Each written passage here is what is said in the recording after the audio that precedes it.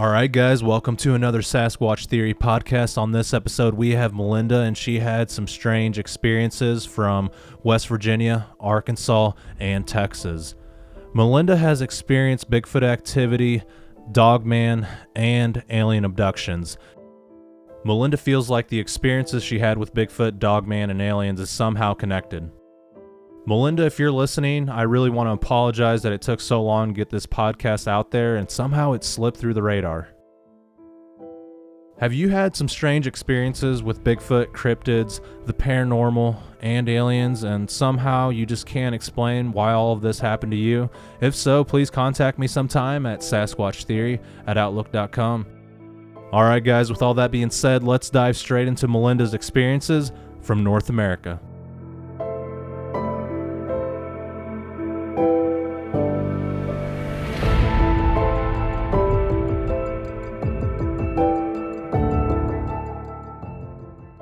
Melinda, welcome to Sasquatch Theory. How are you doing today?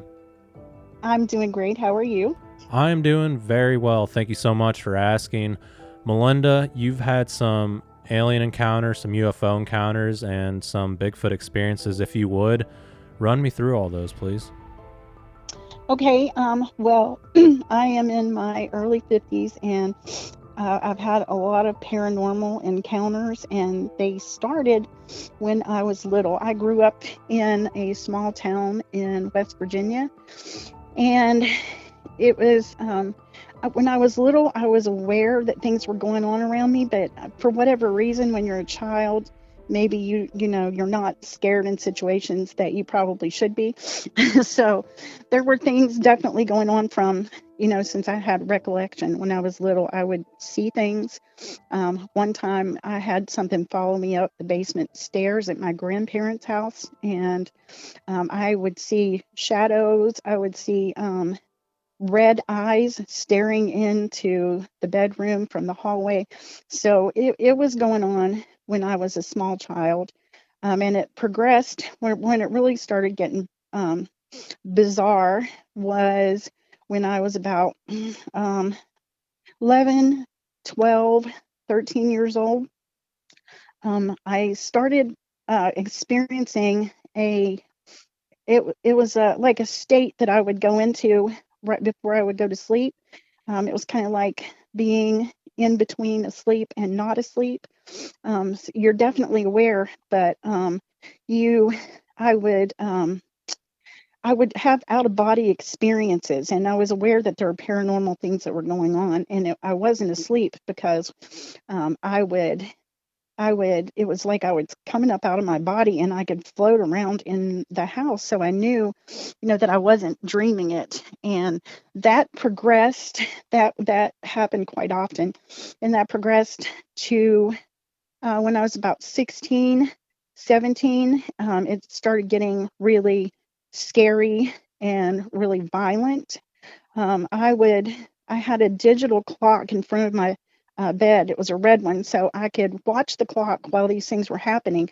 So I knew that I wasn't asleep, but I would kind of know when it was about to happen too, because you go into, like, anyone that's had these experiences before would know what I'm talking about. It's like you're in between asleep and awake, but you're still aware. You can't move, you can't talk, but it's almost like telepathy. Like you can still speak even though your voice is gone and you can't move.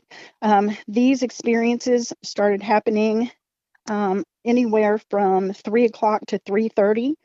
And while they were going on, I could watch the clock, but something would grab a hold of me and throw my arms up and would restrain my arms and restrain my legs. And at that point, I didn't really know what was going on. It felt evil. So I would, do whatever I could do subconsciously. I would sing, because I was raised in church, I would sing hymns in my mind. I would quote Bible verses. I would do things like that to try to cope with it until it was over. And I could watch the clock the whole time that it was going on. So, if it was 3:45, when it would finally let go of me, it would still be the same time on the clock. So I knew that it wasn't a bad dream, that I was experiencing it, and I wasn't dreaming. This progressed to abduction encounters when I got probably around 18, 19. It was full blown abduction experiences. I was being taken up out of my house, and I would be restrained. I would come in and out of consciousness, but it was the same deal. I couldn't move and I couldn't scream. But these entities that were abducting me could communicate telepathically. And they never really said anything to me, but I would scream, subconsciously, Bible verses at them and hymns, and just, calling on the name of the Lord, everything that I could think of to do.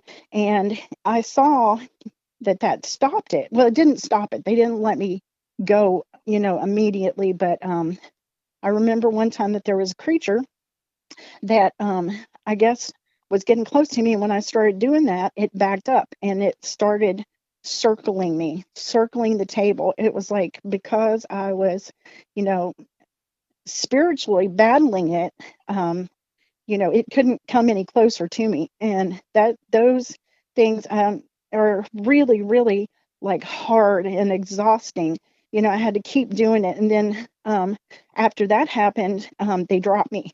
So I realized right then that these things were evil, and I knew that I could call on the Lord and it would kind of, end it abruptly, or, maybe I went unconscious. I'm not sure. These things kept happening to me. I lived in several different states, and it wouldn't matter where I went, it would continue to happen. And so it's like there was nowhere I could go to get away from it. They would always know where I was. And for years it happened. And I believe that it is a generational thing, because one of my grandparents had similar encounters. My mother had them, my brother, and then later on in life, when I had children, my children started having experiences. And I can remember one time I had a king size bed, and when my children were very little, they fell asleep with. Oh, and another thing I want to say too is, as it progressed, I would start seeing craft in the sky. And that was kind of an indicator to me that it was probably going to happen if I would see a craft. So I had seen one, and it scared me so bad that I put the kids in the bed with me and we fell asleep, and the same thing happened, and the children were abducted as well. And when my girls got older, it's when they really started opening up and telling me stories about the things that had happened to them. When it would take me, it would always drop me back down in my bedroom in my bed. But one of my children several times was dropped in the yard. So out of the bed and then in the yard, would end up in the yard. So it was happening to them too. And as they got older, they started telling me all kinds of, bizarre things that were happening to them. Basically, the same thing that was happening to me. And it's all this started when I was young, and it continued until I was about early 40s. And I had, of course, when these things are happening to you, you're studying, you're researching, you're trying to figure out what's going on. And by the time I was 40, I had accepted, everybody calls him Jesus. I'm just going to tell you right now, I call him Yeshua. That's his Hebrew name. So when I say that, I'm talking about Jesus. By that time, I had accepted him as my Savior, and I had a very, very good relationship with the Lord. So I was a lot stronger spiritually, and, I would be able to stop them quicker, because I would call on the Lord, and it's a spiritual warfare is what it is. I did believe for many years that I was being abducted by aliens from other planets, but it didn't take me very long to figure out that that's not what this is. It's demonic. And just because I knew that I could, battle it spiritually, I knew that it was evil, that it was demonic. And the last experience that I had, like I said, gotten a really good relationship with God at that time. And the last experience that I had, there was no like memory loss, or I can only remember part of it. It was the absolute worst experience that I had, because I saw these little creatures, and they are exactly the way they're explained by other people. They're small, and they're like gray color, and they've got big black eyes, and they are the most evil things you could ever encounter. It's insidious. It's awful. So I went into that state, and I saw one come around to the left side of the bed, one on my right side, and then one at the end of the bed. And I was lifted up through the ceiling and ended up in some type of craft, and it was traveling at a high rate of speed. Well, the next thing that I know, um, they were drilling into my lower right abdominal area. And I don't know if that's ever happened before, but I think maybe that's why I had memory loss, or, maybe they'll put you out or something to, to keep you from, knowing what's going on. But this particular time, they did not. I experienced the entire thing, and it hurt so bad that I thought that I was going to die. And so I started screaming subconsciously every single name that I could think of: Yeshua, Jesus. And then I started screaming like all the names of God that I knew of: Yahweh and well, I said Yahweh and then Yahovah and everything I could think of, to get God's attention. And when I said Elohim, it stopped, and they immediately dropped me. And I was so shook up. I was in pain. I had markings on my abdomen, and I was just, you can't imagine the trauma. And I started praying really hard because I felt like that they were going to come back. Because a lot of times they would do that. You would get the experience to stop, but it would come right back. So I was like, petrified that it was gonna happen again. So I started praying and begging and pleading with God to keep me safe and to stop it from happening again. And all of a sudden, I had this beautiful peace that came over me. The fear was gone. And I knew that the Lord was going to stop that He wasn't going to let it happen again. So I was actually able to lay down. And as I was starting to fall asleep, I looked up at my bedroom door, and it was closed. And there was something sparkling on the other side of the door that seemed to be, it was so bright that it seemed to be melting the door. So I felt like that there was an angel there, and I was able to go to sleep. That was the last encounter that I had with that. Um, except for a couple of years later, it stopped completely. A couple of years later, I went into that state where I knew it was about to happen, but this time it was different.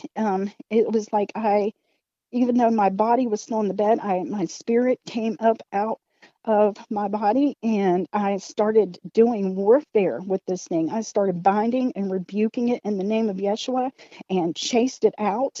And I immediately came up out of that. There was another experience where I was sitting in my bed reading, and I looked down my hallway, and I saw one of them, and started doing the same thing, started out loud binding it and rebuking it in the name of Yeshua and calling on the Lord, and it fled. And I have never had another one of those experiences since then. So I don't, if anyone else is going through this, I want you to know it's the only way that you can stop it. It's a spiritual attack. It's demonic, and you have to have a relationship with the Lord to stop it. And the Lord's power through the Holy Spirit within you is what will enable you to stop those things. So early 40s, it finally stopped. I stopped seeing things, crafts and stuff in the sky, and that was the end of that. And so years had gone by, and I'd not had any, paranormal encounters or anything like that. But one night I was living in this apartment complex, and you could see the building. There was another building that you could see in front of my building, and my bed was up um, by the wall. So I would have my blinds up and my curtains open, and you could see the other building. Well, I looked up and I saw something. I don't know what it looked like a human, but maybe not a human, but it was on two legs, and it was running down the roof of the building. And it got to the end of the building, and it looked up and it shot up like it was gone so fast. So that happened. Then let's see here.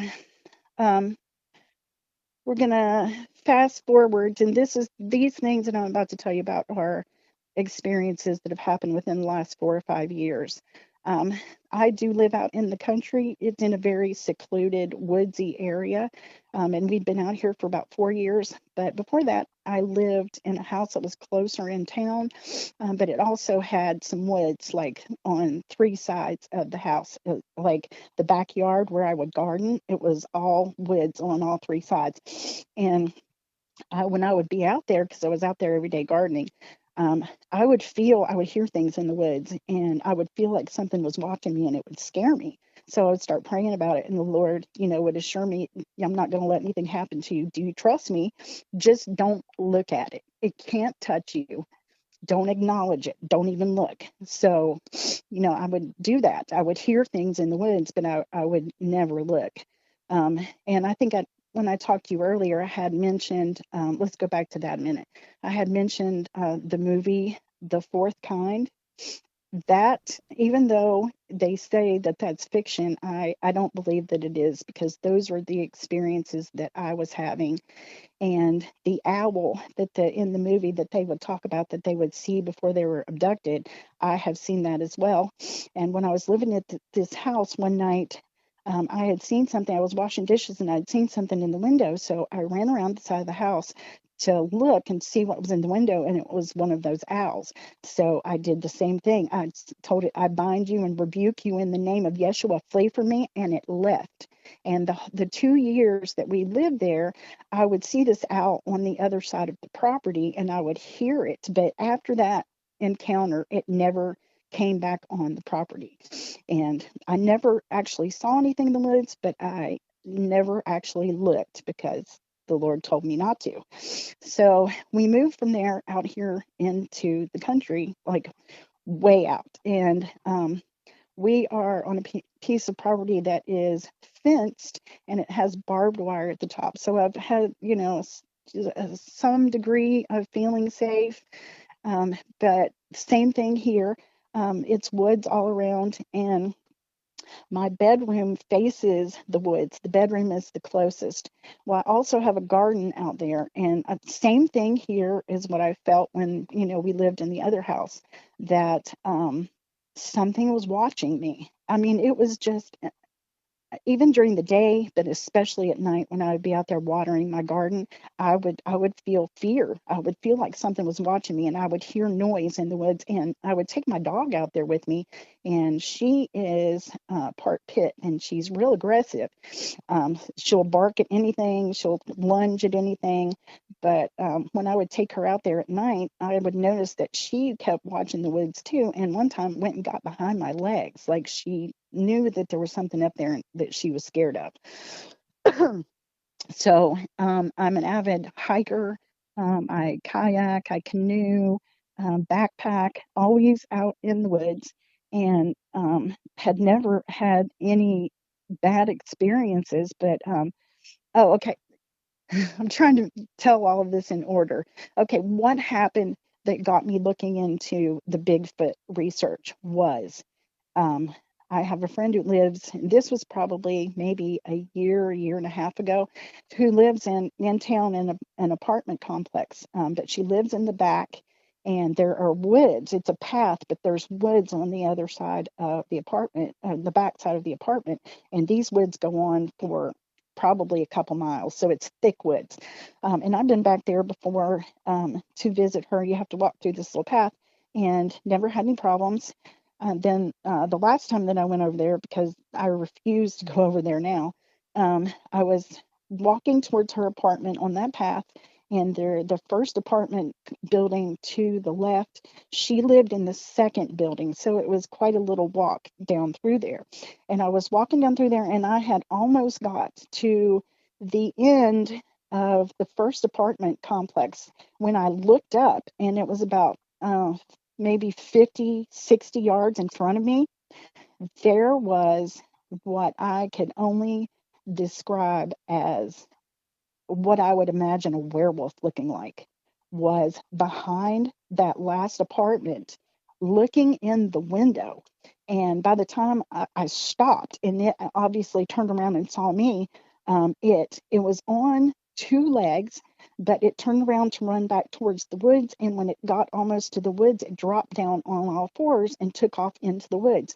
And it scared me so bad that I turned around and I started running, trying to get back to my car. And I kept thinking, oh no, this thing is going to follow me because it's in the woods now. It's going to jump out and get me. It's going to follow me. So I ran as fast as I could, got in my car, got back out of the apartment complex onto the road, and went to a gas station. And I sat there for a good 30, 45 minutes trying to gain my composure because I was shaking so bad.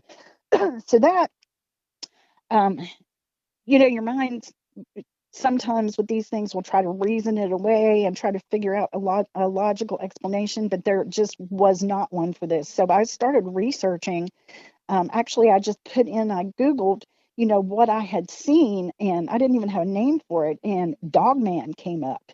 And so started researching that. I started looking for stuff on YouTube and started looking at pictures and anything that I could find on it. And, some of the pictures on there were pretty close to what I had seen. Maybe not exactly, but I was trying to put a name to what I had seen and try, to see if anybody else had had these encounters too.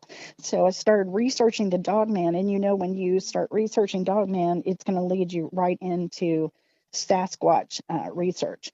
Well, before all this happened, I didn't know anything about Sasquatch. You would think with all the paranormal things that have happened to me throughout my life, that I wouldn't, I wouldn't count anything out. I mean, everything is possible to me just because of the things that I have been through. So I would never say, oh, that doesn't exist. But I had never given Bigfoot any real thought or consideration, even though I'm always up in Broken Bow and in Arkansas and places where they've got statues of Bigfoot and signs. And, I would laugh that off, but never really give it any thought. I thought maybe it was urban myth or, there were few and far between. And, I didn't know anything about it, so I didn't think about it. And I spend a lot of time in the woods. Well, I had two encounters. I don't know if you know where Mount Magazine is in Arkansas. We were up there camping and hiking, and you can go up this little pathway, and they have a sign at the top of Mount Magazine. It says the highest point in Arkansas. So we were hiking up through there, and I was in front, my friend was behind me, and we heard this tree snap and break like, and it was loud, like so loud you could feel it, but we were looking around and we couldn't figure out where it came from. The noise sounded like it was really close to us, but we didn't see anything fall. We didn't see any tree limbs, and it kind of startled us there for a minute, but we decided to keep on going. That was about halfway up the trail to get to that sign. When we got up there, we took pictures with the sign and we were looking around and stuff. But I had, even though I wasn't super scared, I had like this feeling that we were followed up there and we were being watched. So we came back down the path, and by the time we got to where we could see the vehicle, I took off, and we went pretty quickly. Maybe me, faster because I've had so many experiences. I was just scared, wanted to get out of there. Um, so that happened, and I didn't know anything about Bigfoot, and I didn't give it any thought until I started researching things. And another incident that had happened to me was in a wildlife refuge, and was out there hiking, and same friend with me. And it was wintertime, so all the leaves were off the trees and stuff, and you could pretty much see into the woods. So we're on a path, but there were woods right beside the path. There was a lake on the other side and woods on the right hand side. And all of a sudden, I started hearing footsteps like super close to me, and you could see like where they were bending like brush, and it freaked me out, and I would stop and it would stop, and then I would go again, and it was like following me. And I said to my friend, do you see this? And she's like, yeah, it's got to be birds. And I'm like, but look, there are no birds down there, and watch. And I would start walking again, and it was like it was following me. So that happened for a little bit, and then it stopped, and we left the park. Um, and fast forward to again to where I started doing the research into Dogman and then Sasquatch. And that's when I remembered those two instances, and it kind of started making sense to me of what that possibly could have been. When we moved out here, I told you that I always felt like there was something in the woods. Um, we have hiked all over the woods out here where we live, and we had come across a creek that looked like it was coming from a spring. And I kept going back there. I went back there in like the summer and the fall and the winter, to see, because Texas, that's where we live now, is pretty, prone to drought. We're in drought a lot. So the fact that this creek was still running, regardless of what time of the year was, I was pretty, convinced that it was coming from a spring. And I thought that was pretty neat. I wanted to go across the road up into the woods and follow this creek to see if I could find, where it was coming from. And we've been up there many times, on the left side of the road, because the creek ran underneath the road. We've been up there and we've hiked all the way down through the creek and followed it to the lake, and you know just never had any bad feelings or anything. And then I decided after a couple years, well, I'm going to go up the other side because it's kind of up a little hillside. And I said, and it's dark in there, it's woodsy. So I wanted to go up there and follow it and see where, if I could, find the source of where this creek was coming from. And we didn't get too far up in there until we both had this feeling of fear and dread. Didn't see anything, didn't hear anything, but we were both just, all of a sudden, it just overtook us, and we were petrified. And we both looked at each other and we're like, let's go, we got to get out of here. So we went back to the car, and um, by this time I had looked into Bigfoot a little bit. So I was wondering, I've heard of, the fear overtaking you if they're in the woods where you are. So at this point I was like, I wonder if that's what's going on, because we were both scared at the same time, and we couldn't go any further up there. It just felt dangerous. So about a week passed, and I had decided, you know what, I want to see where this creek is coming from. So I'm not going to let anything scare me. I'm going to march right on up through there, and I'm going to follow the creek and see where the water comes from. As soon as we parked on the side of the road and got out of the car, I got hit with something that I can only explain as some kind of pulse, like frequency, maybe. I don't know what it was, but it hit me, and it caused my head to start pounding. It made me sick to my stomach. I almost vomited, and it gave me a really bad headache. And I was like, oh gosh, that's a sign for me not to go up there. So we didn't go up, and I've never been back up there since, and don't know, where that creek originates from. But two bad experiences, and I decided not to try it again. But we do, hike and we bicycle up in that area, and started realizing just from watching channels, your channel and some other ones, that there are structures up there, and there's a bunch of them. There's like crosses and little teepees, and they're all over the woods over there. And by this time, when I started seeing all this, yeah, I had done a whole lot of research, and I was kind of putting two and two together and figuring out that what is behind my house that has always caused me to feel like I was being watched is probably the same thing, and there are structures up there. So fast forward to make sure that I'm not leaving anything out here. Fast forward to about a month and a half ago, there is a path that's kind of like a circle that I walk out here in the evenings. Sometimes I walk it, sometimes I jog it. And it's one, two, there's on three sides, it's wooded. And then in the front, the road is there. But I was walking and I came around to a turn in this circle to where there are woods on the left hand side, and never really have I ever looked over there while I was walking. I walk it every single day and never really pay attention to it. Well, as I was turning the corner to the right, I looked up on the top of this little hill and I saw something that it was like a light tan color, like a brownish tan.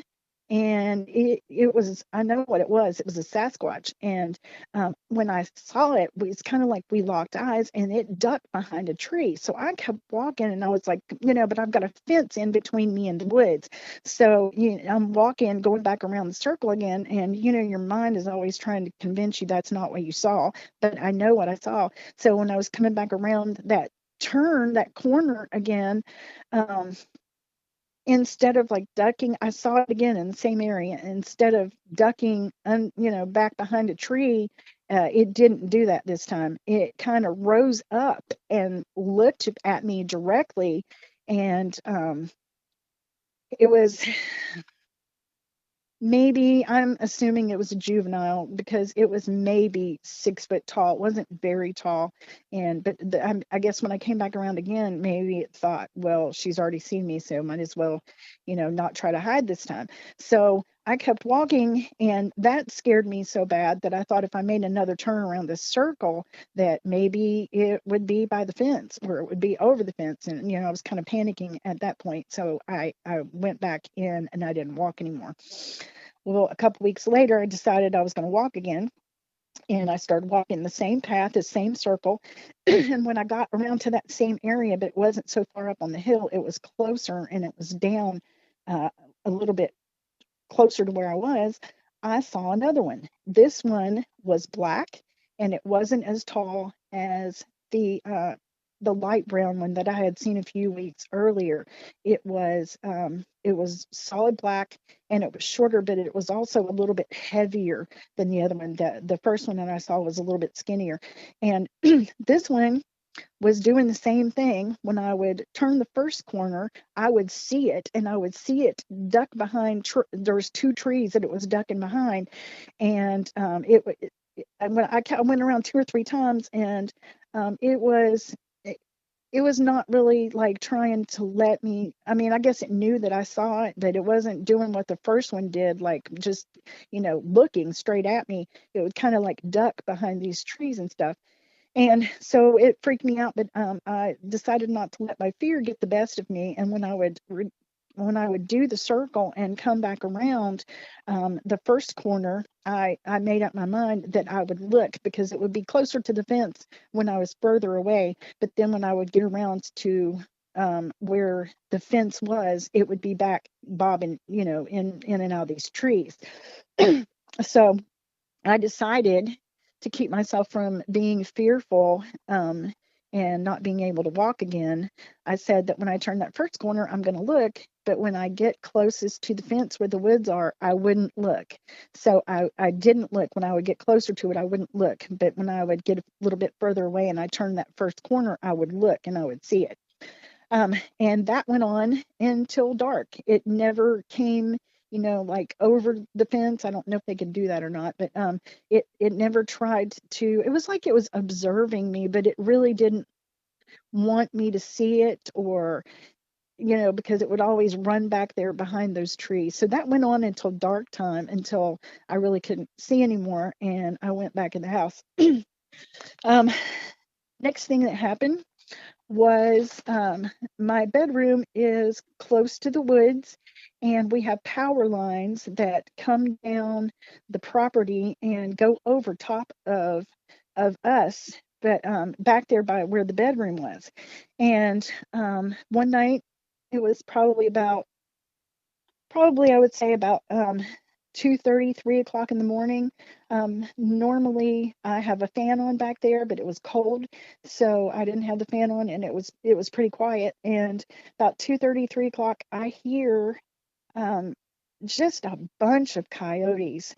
Now, we do have coyotes out here, and I hear them all the time, but never like in a large concentration like that and being that loud. They were being loud, and it seemed like they were coming down that power line, which would be coming towards my bedroom. And then I started hearing the whoops and the growls, and like there was not just coyotes, there was something else that was coming down these power lines with it, and it kept getting closer and closer to my house, and I was so petrified. Once again, I started praying, Lord, it seems like they're coming, right up on me. Please help me in the name of Yeshua, stop this. And it stopped, and I didn't hear it again after that. Oh, okay. The next thing that happened was recently. Um, we were hiking last weekend in a state park here in Texas, and we really were just going in there to hike. We weren't looking for anything, but when we got back into, the woods. We kind of got off the path. In this state park, we started seeing things, and I told you about this. I'm going to send those to you because I have a video and I have some pictures that I want to send to you so you can see them. But we found a nest, and I mean, there's no doubt about it. This is a nest because I've seen pictures of them and I've seen videos of them, and that's exactly what this is. And I took pictures of it, and I also took video of it. Then I'm going to send it to you. And there are structures all over the place back there, X's and trees that are laid like in between. I mean, just stuff that is not normal. It can, and teepee structures, have pictures of all that. And so we kept walking back through there, and we came to this area back there where it had a sign that said, it closed to the public. And where that area was pretty far back, and there were all kinds of structures around that too. So we decided not to go that way, but we would kind of go to the left of it, because we were following this creek that was back there. So we're following the creek, and we got so far back that the creek turned to the right, and you would have to like hike down the embankment, and then go back up the other side to keep following the creek. And it was a last minute trip. I didn't have my hiking boots or my water boots. I had on tennis shoes, and I really didn't want to get them dirty because there had been a lot of rain. So we decided not to go any further and just come back, when we're better prepared to hike. And so we're walking in that area, and I don't know what came over me, but because I guess we had seen so many things back there, I said, you know what? I've watched Miguel do this, and other channels, and I've heard audio recordings of these things. So I'm just going to whoop really loud, and I'm going to see what happened. So I did it twice, and when I did it, immediately we started hearing off in the distance, but not too far off, rock clackings. And then it sounded like something hit a tree really hard. And you could hear a lot of heavy footprints. I mean, like crushing brush and whatever this thing was. I mean, we know what it was, but it was super heavy because it was making all kinds of noise. So we started kind of, I didn't really feel scared or like I needed to run, but I thought, oh God, because you ask and you will receive. So we started walking back the way that we came, and once again, we felt like we were being watched. Um, we were halfway out, and I looked up on the hill, and it looked like something that was a structure. So I said, I want to hike up there and see if I can get pictures of that. Well, my friend went up in front of me and was up at the top before I got up there. And she was staring at something off to the left. And I said, hey, is there something else up there? Do I need to come up there? And she didn't answer me. She just kept staring. And I heard her say, what the? And so she wouldn't answer me. So I was like, well, I better go up there and make sure everything's okay. So I went up there, and she started pointing to a tree and something black that was at the bottom, the base of the tree that did not look like the tree. And she was like, "What is that?" So she took some pictures of it. I took pictures of it, and we decided to call it quits on that trip. We went back down the hill, and as we were going down the hill, everything in the woods went silent. Not a bird, not a cricket, not a frog, nothing. And it was eerie. It was so eerie that it was almost like a supernatural thing. And it lasted all the way until, and we walked quite a bit after there to get out to where the truck was, and it lasted the whole time. And it wasn't a feeling of panic, but it was a really weird feeling, and everything was just super super quiet, like deadly quiet. And so that's when we left, and I think that covers everything. I'm trying to think about how I've forgotten anything.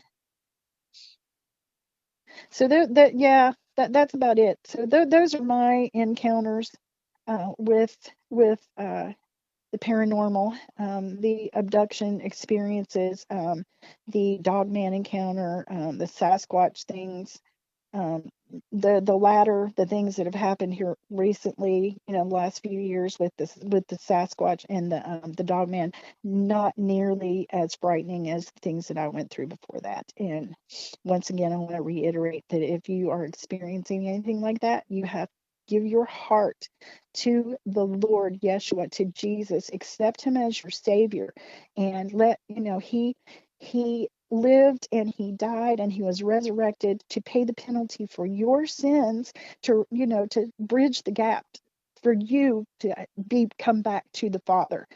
Accept him as your savior and read your Bible and get a relationship with the Lord, because that is your ammunition and that is how you stop those things. Thank you very much, Melinda, for sharing all that with me, and I really appreciate it.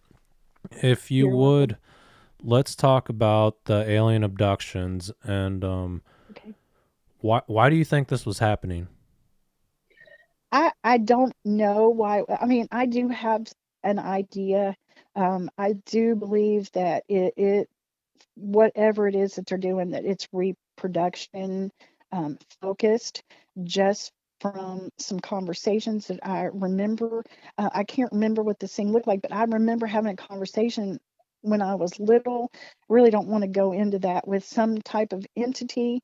And then right during, all these crazy things started happening during puberty, is when the abduction started happening, and like being held down. And then that one experience where they were drilling into where my uterus would be on my right side.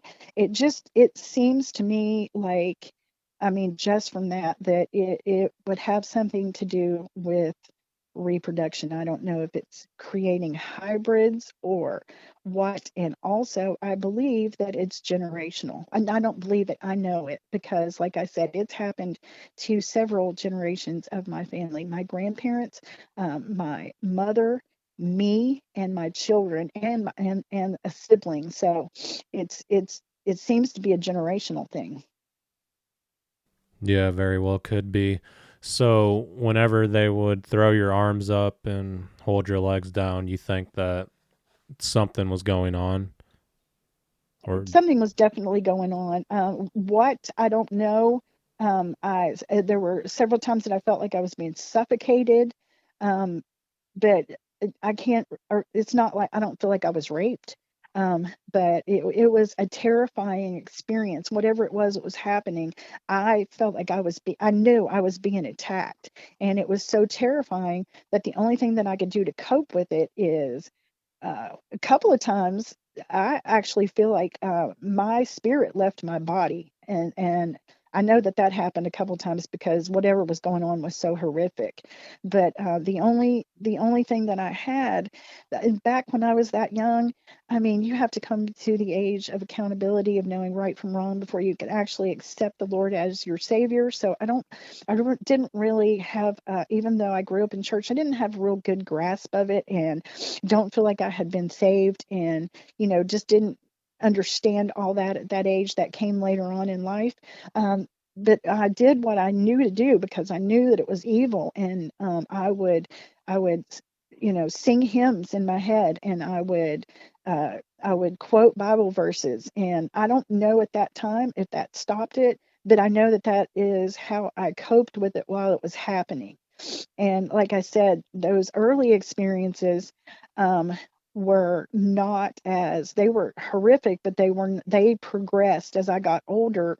I realized that I was being taken out of my house, that I was being abducted. Yeah. And your blood type, do you know if you're like O positive or like Oh, RH negative, anything like that?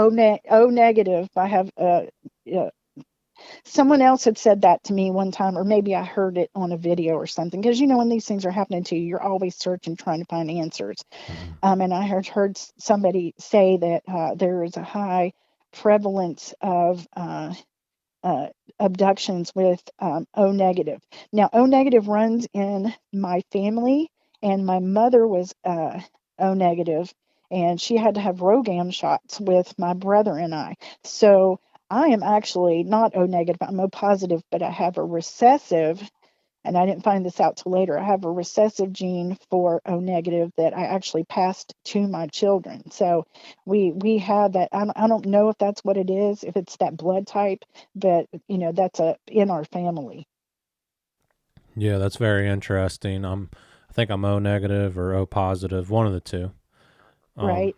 I've had a similar encounter one night where me and a friend, we went out drinking one night. I think I had like 2 or 3 beers in the next town Right. over. And when I got home, it was probably around midnight. I went to sleep and I woke up around 2 or 3 in the morning, just woke up out of nowhere and I couldn't move. I couldn't move my legs, my arms, my head. The only thing I could move were my eyeballs and my lungs. Like I was able to breathe. And whenever I looked over, there was a little gray alien standing on the right side of my bed, and he was just looking down at me, kind of like if you're observing ants on a sidewalk or something. You know Right. what I mean? You're just looking down at it. Yes. He was looking down at me, and it pierced through my soul, but he was probably around, I don't know, I'd say 4 or 5 feet tall. He had big black eyes Yep. and exactly what people describe when they're talking about gray aliens. But I try to break free. I try to move and I couldn't. I just tried as hard as I could. And I remember I had this little fan next to my bed and it was oscillating really slow, like shoo, Oh, shoo, wow. shoo. And finally, whenever I was able to break free, I sat up and I looked over and the thing was gone. And I Yeah. got That up and that's it. tried to wake up my parents and they're like, "What's wrong?" I was like, "Someone's in the house. I think, something weird is going on." I was just trying to see if they experienced something too, and I didn't really want to tell them, but yeah, it was unusual because I don't know, it felt evil to me. Yeah, it's definitely evil. And like I said, I believed for the exact same experiences. They look exactly like that. I believed for many years that they were aliens until I don't know if you've ever watched any of Chuck Missler's. He has a documentary on YouTube called Return of the Nephilim. And when I watched that, I realized that's when I really realized that these are not space aliens. That these are demonic. There is they're just there's not even a word to describe how evil they are. It's just a sickening evil. And yeah, that's do you is that the only experience you had, or do you remember other experiences? I've seen a lot of crafts. I've seen a big giant triangle float over by my house. Things that I don't think are Starlink, just like a big cluster of UFOs. It seems like whenever I think Right. about it or talk about it and look up, there it is. Like they know that you're talking about them. But I've seen a Yes. ton of crafts. Yes, it's like it's that's interdimensional also, and they move in different ways. Like the ones that I would see, they would appear and reappear somewhere else and move in ways that, planes and helicopters don't move in. But I was just curious if you've had one experience, it's possible that maybe you've had other ones. And a lot of the abduction experiences I have like missing memory of them. I'll remember, you know, I remember it initially happening, and I remember bits and pieces of it, but then it was like I would go unconscious, or so I thought maybe I'm losing consciousness, or either maybe they erase your memories of some of that stuff because it's pretty horrific. Like I was telling you earlier, the last encounter that I had, I remember the entire incident and in vivid details, and it was so painful that I thought I was going to die. It was the most painful thing I have ever experienced. And I think that I knew I was going to die. I knew it was going to kill me, and that's why I was crying out to God so hard. But that was, the other experiences, abductions. I don't have those kind of memories. I just have pieces. So I think it's really, plausible that they can erase your memory of those things, or you lose time. You don't have memories of it. Yeah, I remember most of them, but I do have experiences and even some lately where I'll be laying in my bed and I'll wake up and I can hear someone snoring right next to me. And I'm awake, like I'm fully aware of what's going on.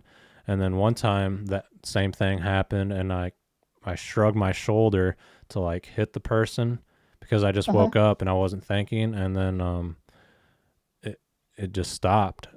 I guess it was me, like I'm next to myself watching me sleep. I don't know how to explain Right. that, but I'm fully Kind of like aware. an out of body, yeah, out of body experience. That happens a lot too, and I've read that a lot.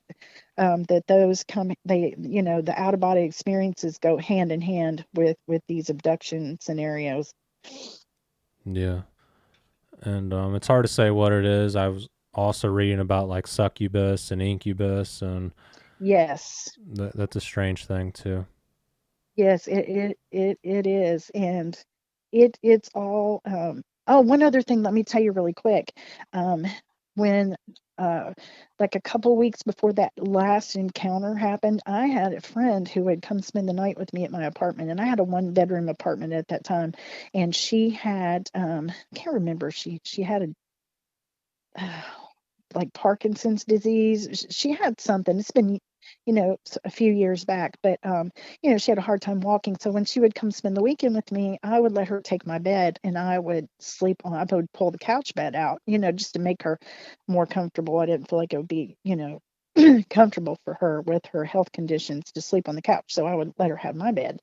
And she came over a couple weekends in a row, and then she wouldn't come back. And I asked her what was wrong, and she told me, every time I sleep in your bed, something tries to pull me out. Yeah. Yeah, that is frightening. Do you think it's something to do with the home? Like maybe it's built on top of like Indian burial mounds, or do you think it's something beyond that? I think it's something beyond that, only because I have lived in lots of different states: Florida, West Virginia. I've lived in Tennessee. I've lived in Louisiana. And it's always followed me everywhere that I went. I thought when I was younger, and it wasn't the only motivating factor for me to move out of West Virginia, but I did think, I'm going to move out of here, when I got old enough that I could move, and maybe these things will stop happening. But they didn't. They followed me from state to state. It was like, there was nowhere I could go that they couldn't find me. Somehow they could track me. So I'm not saying that I don't think it could have things to do with the house or the history of the house or burial. I mean, that could very well play into it as well. But for me, it didn't matter where I lived. It followed me around. Yeah, that is very interesting. And what was it like being in one of these crafts? Can you remember any of it? Can you describe any of it? I I can remember being sucked up out, and then after it would happen, I would think, how did I go through the roof? Being sucked into these crafts, but I don't. And then I remember being on tables and being strapped down on tables, and I remember seeing these things and battling them spiritually, but I don't really remember much about what the craft looks like now. But since you mentioned that, I did have another experience, and this was a few years ago also, and this was a long time after these abduction experiences stopped happening. I was coming home from my daughter's house one night, and I decided, instead of getting on the main road, to take a little back road. And there was one of those huge cell phone towers, that have all the things on them. I forget what they call them, Gwen towers or something. You know what I'm talking about? Yeah, I do.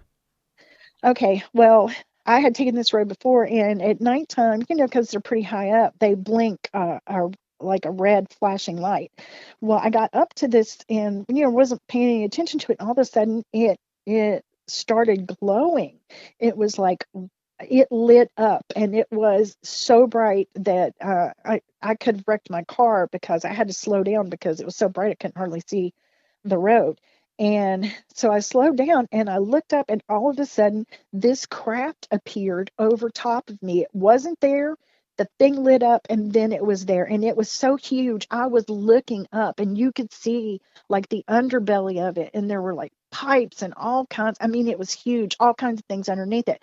Well, I guess it registered to me, you know, to get out of there. So I panicked and I floored the car, was probably going 80 miles an hour, to get away from it, and it didn't move. It didn't follow me or anything. It stayed right where it was. So I bent around this road and got back up on the main road, and instead of taking a left, I took a right to go back to my daughter's house. And because I was freaking out, and I was like, because I had watched it too. I could then, when I got back out on the main road, I could see that it was still over there, and I drove 2 or 3 miles and could see it was over there. So I went and woke my daughter up, and I'm like, "You got to come over here with me, and I want you to see this." And by the time that I got back there, it was gone. But that was a crazy encounter too. It was almost like that tower had something to do with it, because I didn't see it, and it didn't appear until that thing lit up. So the tower lit up. Yeah. Yeah, that's frightening. And whenever you were on the crafts, do you have memory of all that whenever you were strapped down? I have memory. I have bits and pieces of memory of it, like the battles that I, because it's telepathic. You can communicate with these things telepathically. They never communicated back with me, but I know that they could hear what I was projecting, what I was saying. And like I said, when I would start praising the Lord or quoting Bible scriptures or singing to the Lord, it would back up and it would circle me around. I do remember this, and it happened several times. It would circle me, but it couldn't come any closer. But it was almost like it was waiting me out, because the, it was, I can't even explain it. It was so it was exhausting to try and keep battling these things. It was exhausting, and I don't know if I would pass out or what would happen. But then, yeah, I don't have like the whole account on any of them. I have memories in bits and pieces, but the last time that it happened, that's the only one that I have vivid memories of. And I remember being sucked up out of the ceiling and into this craft, and then moving um, really, really fast. And then all of a sudden, I mean, and I could see a bright light in front of me, but yeah, it was all of a sudden, boom, I heard this machinery and I was being drilled into. And that's when, it, I started praying and calling out to God really hard, because it hurt so bad. I felt like I wasn't going to make it out of this one, that they were going to kill me. Yeah, I'm sorry that happened to you. Um, I I'm really not. I mean, I wouldn't wish that on anybody. But one positive thing that has came out of that is that I have a super strong relationship with the Lord, and I know. now I know what stops those things. And it's, when you accept the Lord as your Savior and you're filled with the Holy Spirit, that is your protection from it. And you could always call out to the Lord and he will save you from these things. So I mean, it was horrific to experience those things, but it also has given me a testimony. Yeah. And with the Sasquatch topic, it seems like they're physical creatures, but there's also like a spiritual element to them, something that is unusual and off. And it seems like it's the same way with these aliens and UFOs. They're physical crafts, physical beings, but at the same time, there's like a spiritual element behind them. And a lot of people claim there's spiritual warfare going on. And the government seems to have a hand in this, and they're studying these crafts, and there's underground bases. But at the same time, if it is just physical, it does talk about in the Bible that Satan controls the kingdoms of the world. And he's also known as like the prince of power of the air, the ruler of this Yes, world. And yes, I think it's both. I think what's going on with these unknown phenomenons is something that's very physical, but also on a spiritual level. absolutely. I think so too. I think that as well. Um, with with the Sasquatch, I have also watched a lot of Scott Carpenter's videos, and he, who seemed that he had a horribly negative experiences with these things, but he believed that they were Nephilim, and I started thinking about that because the DNA that he had submitted came back, that it was, I guess, mitochondria, or the mother's DNA was human, and then there was other DNA there that they didn't know what it was. So, and he believed they were Nephilim, and that right there would kind of make me think that that's what that was, because that would explain why some people have positive experiences with them and they've saved people's lives. And it seems on one hand that they're, at least some of them anyways, have some compassion to them and some empathy, but at the same time, if the father was a fallen angel, then that would be where the spiritual connection would come in, why they how they can hide and come in and out of other dimensions, and things like that. Why, I mean, I from the experience I had last weekend where everything just went deadly quiet, that to me, that was a spiritual thing. You could feel it. You could feel that, that spiritual thing is there too. But I've also looked into the theory that maybe they are, the the offspring, the ancestry of Cain. Have you ever heard that? Yeah, I've heard that before. Yeah, that's another theory. And I mean, they could be, just like people, you don't know what you're going to get. You're going to get good or you're going to get bad. Hmm. Because some of them, do, save people and help people. And then other ones, there's some terrifying experiences out there too. So you just don't never know what you're going to get. And for me personally, after that experience last weekend, I kind of felt convicted about it. And for me, myself, I don't feel like I should do that anymore. I'm not going to go, I'm not going to go hunting for it. I just got excited because I saw all these structures and stuff, and I was like, well, let's see if we can call one. I don't think it's for me. Now everybody has a different calling, but for me, I don't feel like that I should do that anymore. I've thought about, putting food out for them and, trying to put cameras up and stuff, but I feel like the more you look for something, the more you're letting it in. And if it was just a physical creature, just an undiscovered species, then for me, I would feel okay with that. But since there's that spiritual element to it, and for me, because I've had so many spiritual battles in my life, I kind of feel like I should leave that alone.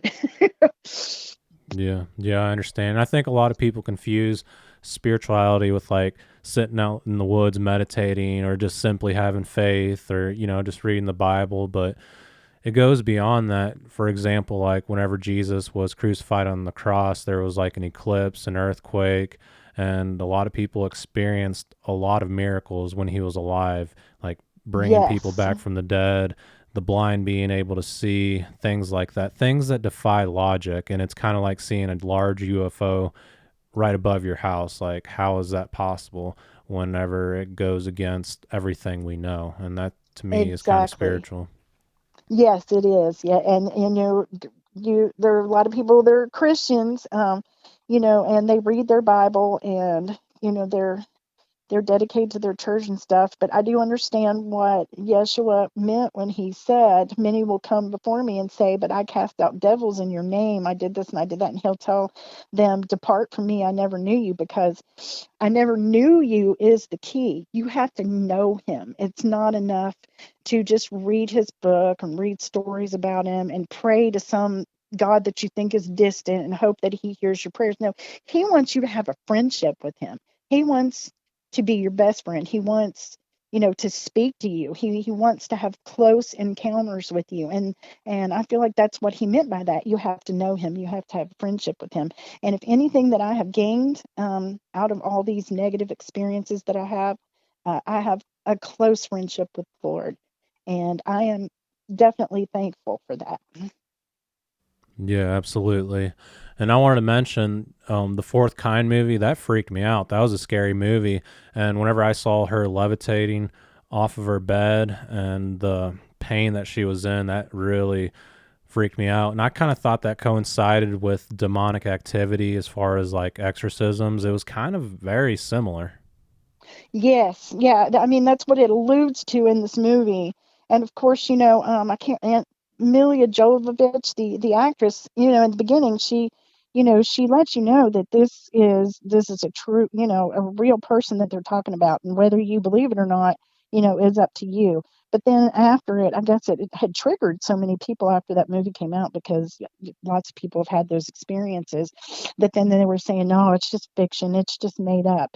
Well, no, it's not made up. I know firsthand that that is not made up because I experienced the exact same things. And those things, there's were actual recordings and an actual the thing that came down over her house when her daughter disappeared. That was taken from an actual police, car cam, and then the recordings on the, her little, what is it, her little recorder that she fell asleep that night and left on. Hmm.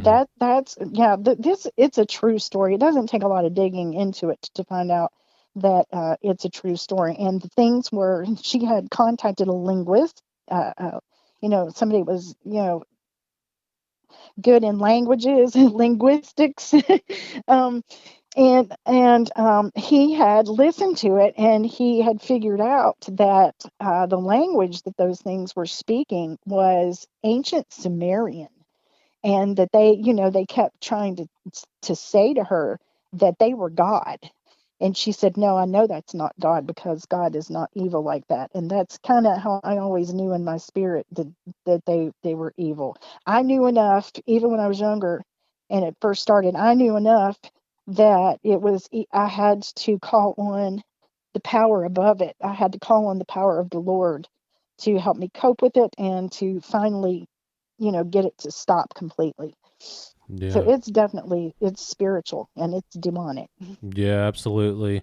And going back to the government having like these underground bases and they bore these tunnels and they tapped into like these ancient alien bases that have been down there for a long time. You almost have to wonder, just because, Satan has his army, he has his generals, this chain of command, like how far down can you dig until you hit something that is otherworldly. And there's like this Exactly. recording on the internet of these Russian miners that dug so far down to the earth and they were listening to the sounds of the earth, trying to like hear like seismic activity. And what they recorded was extremely frightening. You could hear like an ocean Screaming. of, yeah, people screaming. And Yes, I I saw think that I also. think that's kind of what's going on. Maybe like these underground bases is just hell. Maybe it's just Yeah, part of hell. I believe so. Yep. I think you're absolutely correct. I believe hell is inside of, the inside the earth. Hmm. Um, They and say the also, aliens, they're not coming from outer space, they're coming from inside the earth. And if they're doing these things to Yes, people, it goes right back to before the flood with the Nephilim, as far as breeding humans and creating these offspring creatures, hybrids. beings, yeah, Yes. hybrids. That's what I believe, that the abduction, I don't hear a lot about it anymore. There was like a period like late 2000s into like 2012, 13, 14. You were hearing a lot of abduction accounts and stuff. I don't really, maybe it's because I'm not looking for it anymore. I don't You don't really hear so much about it anymore, but it is most definitely, it's uh it's it's reproduction centered. And I think it's maybe to create hybrids. And I had heard a story about 10 years ago about the Dulce underground military facility. Now, I can't prove that this is real. I don't remember where I heard it, but I had watched a documentary of them talking about that there is in Dulce, New Mexico, there's this underground military facility, and it's like 7 stories down, and they call the bottom Nightmare Hall because they're doing genetic tinkering and I guess taking human DNA and mixing it with animals, and they're talking, they were talking about how frightening these things are. And sometimes I wonder too if that might be what the Sasquatch are. I mean, just Yeah, yeah, you know, absolutely. Because you don't find we're any all guessing. bodies when they die. That people say the Sasquatch take the body, but that could be an explanation why we don't find a lot of evidence. And if Exactly, they are doing experiments, what would be the byproduct of that, or what are these hybrid creatures that they're creating? exactly. Could be why, with the abduction thing too, why they seem to, or it is a theory that they, are abducting certain blood types. Yeah, and supposedly, like at Dulce, New Mexico, or the underground base, that's aliens doing experiments on people, to where like at Area 51, it's humans doing experiments and reverse engineering. And Oh, okay. yeah, so it's kind of the opposite, but supposedly it's like a human cattle program, and that's how they see us, as like cattle at like a butcher shop, or you know, meat Exactly. Yeah, well, processing like for plant. animals. Yeah, yeah, And I exactly. wonder if the abducting of animals like cattle and stuff. I've always been curious about how that ties into everything too. Maybe organs. I don't know. Sacrifices or something strange Yeah, going on. What do you right. think is the connection with the owl and these experiences? I'm not sure. That's a good question. And I've given it a lot of thought because of the experience that I had. I've seen them, right before these experiences would happen. And then, like I told you, that I had one in the tree by my kitchen, looking in the window at me. And when I went out there and I rebuked it, it took off and it never came back, even though it was staying in the area, like beyond our property, beyond the fence. It was really wooded, and there was some big, huge trees there. And I knew that it was back there because I would see it and I would hear it. But once I did that, it never came back on the property again. And that was also in that movie, The Fourth Kind. I'm not sure what the connection is, but I know that there is definitely a connection to it. Even like some music that, of course, I don't listen to the same music that I used to listen to years ago because I believe, especially like um, heavy metal and stuff that I used to listen to is got negative frequencies in it. And I had noticed, and I don't know why I never noticed it before, but I love Deftones, and one of their album covers is that same owl. So I stopped listening to them. There's a connection there, and I don't know if they're not, they're not like creatures that God created, these owls, or if they're just these entities that are masquerading as, I don't know. I mean, your guess is as good as mine with that. Yeah, a lot of people talk about it. Um, Whenever you encountered the Sasquatch hiding behind the tree, could you see its face? Can you describe any of its Yes. features? It didn't have as much hair on its face, but it did have some hair on its face. And it had, from what I could see, it had eyes just like ours. They weren't glowing, they weren't all black. It had regular eyes. And it, those two experiences that I had did not feel intimidating or scary or anything. I don't know if it was because they're juveniles. They just felt more like, more like, well, I'm just curious about you as you are about me. I mean, it was kind of freaked me out a little bit, and there's a couple times I stopped walking, but they didn't come over the fence, and but definitely, especially the first one, just let me know. I mean, we locked eyes twice. Yeah.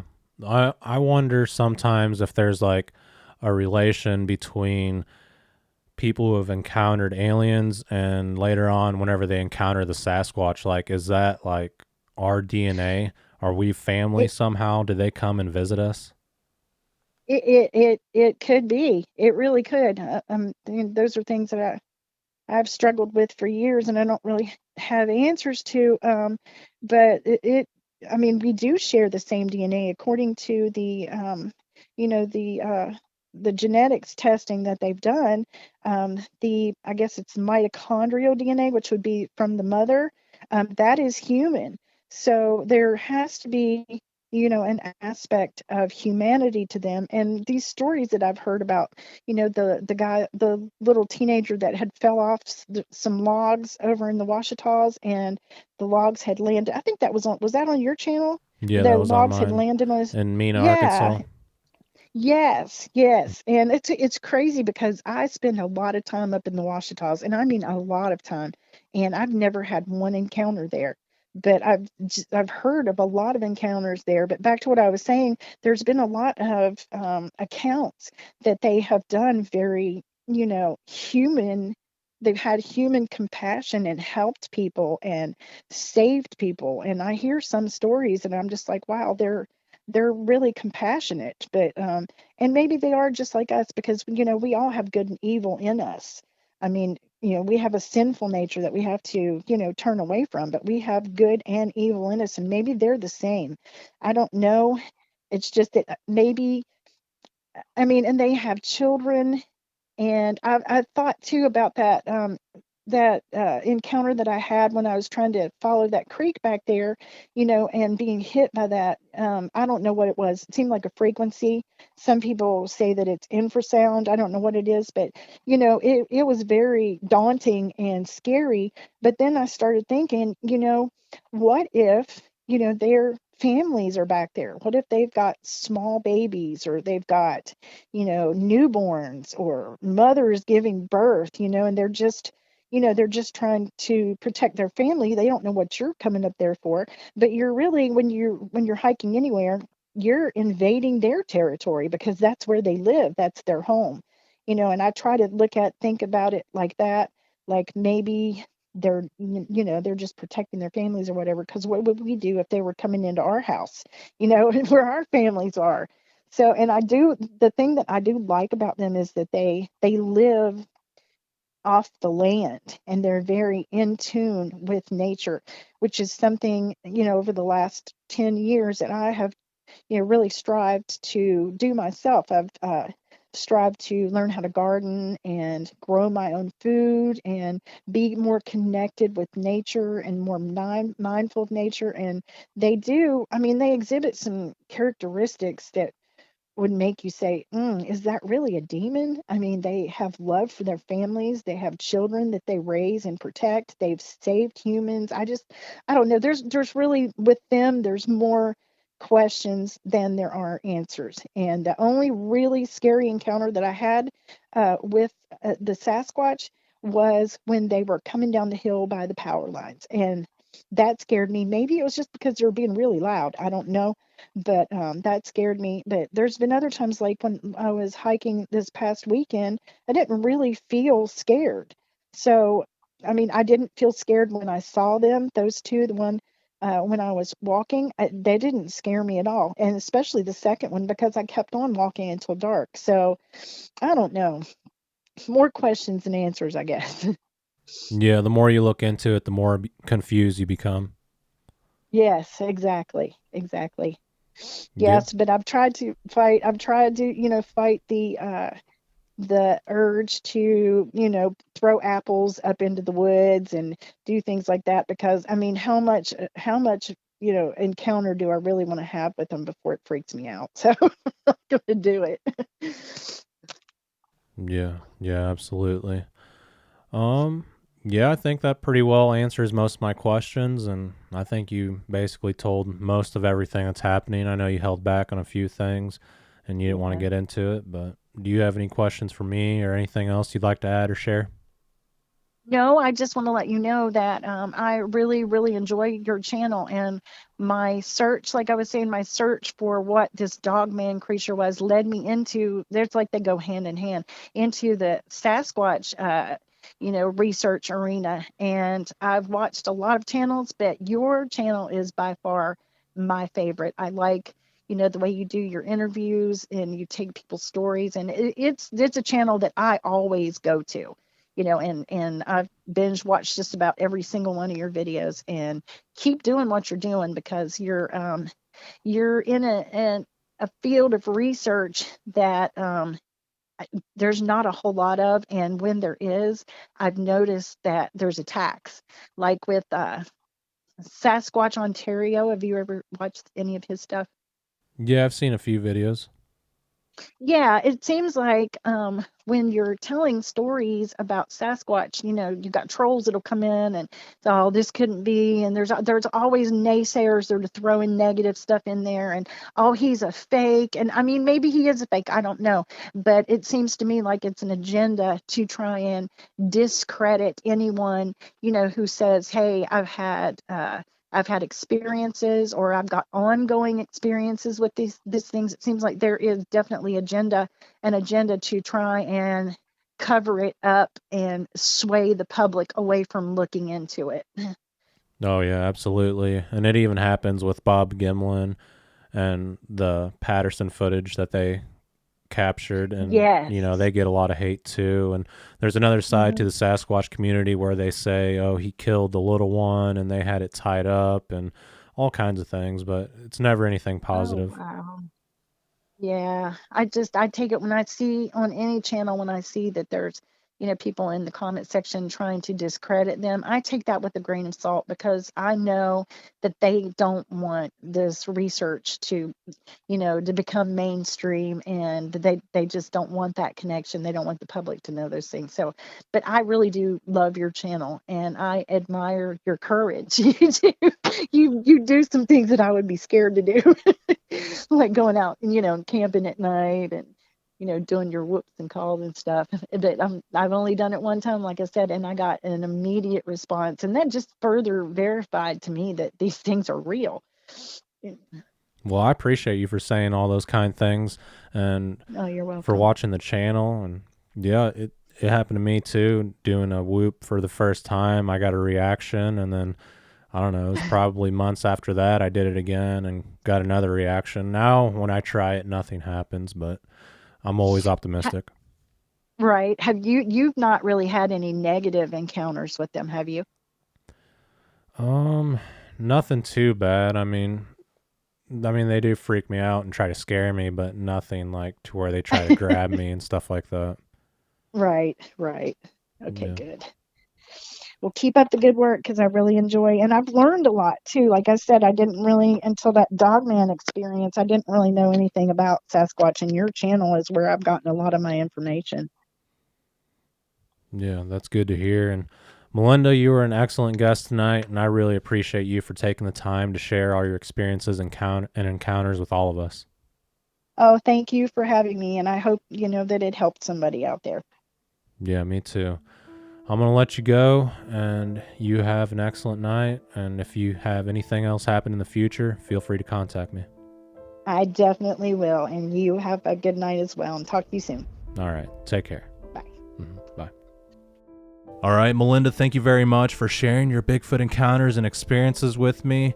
And also the Dogman experience. That was terrifying. It really makes me wonder why certain people have these experiences. And yep, I talk about it all the time. It seems like certain people are marked or tagged and these things are following them around for some reason, or the activity in general, whether it's paranormal.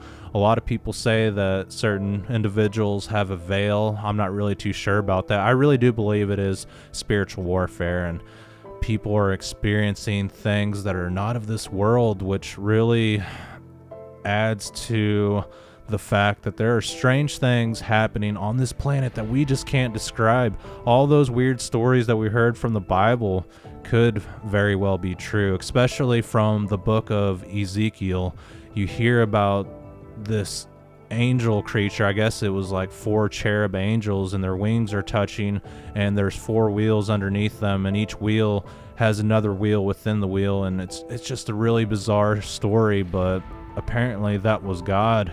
And I believe it was, because he talked about the destruction of Israel. I wonder if there's some type of message or meaning behind it. Like maybe this is biblical stuff, and the people that are talking about this are similar to a prophet. I'm not really sure, but there has to be some type of meaning behind it, and why people are experiencing this type of phenomenon, especially when it comes to abductions. I feel like there's something special that they're looking for. They just wouldn't show up to random people's homes and do these experiments for no reason. There's definitely a meaning behind it, and there's a purpose to everything. All right, I appreciate everyone for listening. If you guys can, please like, subscribe to the channel, and if you have a Bigfoot encounter you would like to share with me sometime, please get in touch. All right, take care and be safe out in the forest.